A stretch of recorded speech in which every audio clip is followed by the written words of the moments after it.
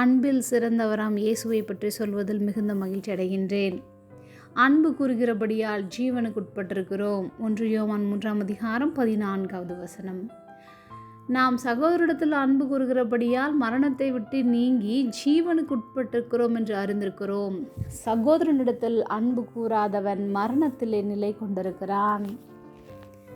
நானே வழியும் சத்தியமும் ஜீவனுமாய் இருக்கிறேன் என்று இயேசு கிறிஸ்து தம்மை பற்றி நம்மிடம் சொல்லியதை நாம் நம்புவோம்.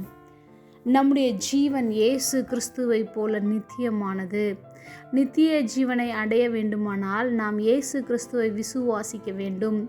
அவர் நமக்கென்று கொடுத்திருக்கிற சகோதர சகோதரிகளை ஆவிக்குரிய சகோதர சகோதரிடத்திலும் நாம் அன்பு கூற வேண்டும். அன்பு என்ன என்பதை இயேசு கிறிஸ்து தமது உயிரை நமக்காக கொடுத்ததினால் நாம் அறிந்திருக்கிறோம். நாமும் நமது சகோதர உறவுகளுக்காக உயிரை கொடுக்க வேண்டியவர்களாக இருக்கின்றோம். ஆனால் உயிரை கொடுக்கறதுக்கு நாம் தயாராக இருக்க மாட்டோம். அட்லீஸ்ட் அவங்க பேரில் சில உயில்களை எழுதி வைக்கலாம், இல்லை நமக்குரிய சொத்துக்களை விட்டு கொடுக்கலாம், உரிமைகளை கூட விட்டு கொடுக்கலாம். தேவனிடத்தில் அன்பு கூறுகிறவன் தன் சகோதரனிடத்திலும் அன்பு கூற வேண்டும் என்கிற இந்த கற்பனையை அவராலே தான் நாம் பெற்றிருக்கிறோம்.